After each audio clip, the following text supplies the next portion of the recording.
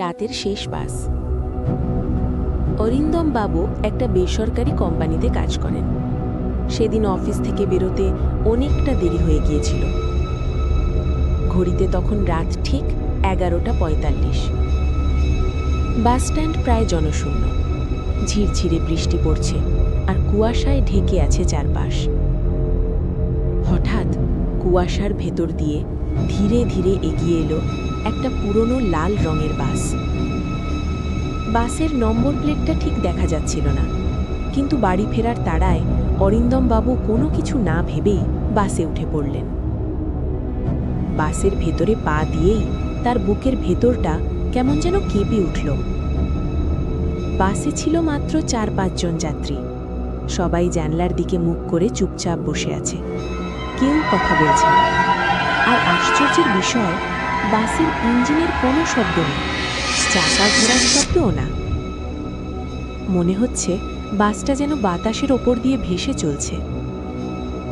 হঠাৎ কন্ডাক্টরটা কোনায় দাঁড়িয়েছিল, ছেঁড়া খাকি পোশাক, চোখ দুটো অস্বাভাবিক রকমের ফাঁকা।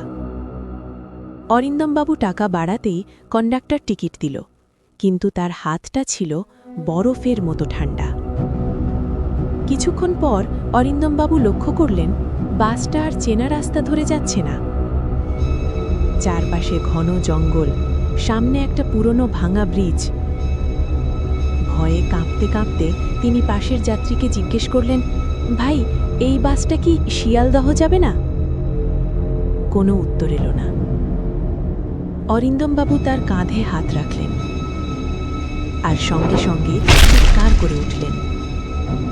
সিটের ওপর পড়ে আছে শুধু একটা কোট আর প্যান্ট, ভেতরে কোনো শরীর নেই।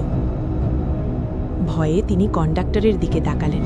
কন্ডাক্টর তখন ফোকলা দাঁতে হাসছে, তার গায়ের চামড়া গলে গলে পড়ছে। ফিসফিস করে সে বলল, এই বাসে যারা ওঠে তারা কোনো দিন ফিরে যায় না বাবু, আজ থেকে আপনিও আমাদের দলের। কাঁপতে কাঁপতে অরিন্দমবাবু পকেট থেকে একটা ছোট হনুমান চালিসা বের করলেন আর জোরে জোরে পড়তে শুরু করলেন। হঠাৎ পুরো বাসটা কেঁপে উঠল, চারদিকে আর্তনাদ। একটা প্রচণ্ড ঝাঁকুনিতে অরিন্দমবাবু জানলা দিয়ে ছিটকে পড়লেন। পরদিন সকালে গ্রামের লোকজন তাকে রাস্তার ধারে অজ্ঞান অবস্থায় পড়ে থাকতে দেখে। সব কথা শুনে এক বৃদ্ধ কাঁপা গলায় বললেন, 20 বছর আগে এই রকম বৃষ্টির রাতেই ওই লাল বাসটা ব্রিজ থেকে পড়ে গিয়েছিল, সবাই মারা গিয়েছিল। অমাবস্যার রাতে ও বাসটা আজও বেরোয় নতুন যাত্রী খুঁজতে। অরিন্দমবাবু আজও সেই রাতের কথা ভাবলে ভয়ে শিউরে ওঠেন। এরপর থেকে তিনি আর কোনো দিন দেরি করে বাড়ি ফেরেন না।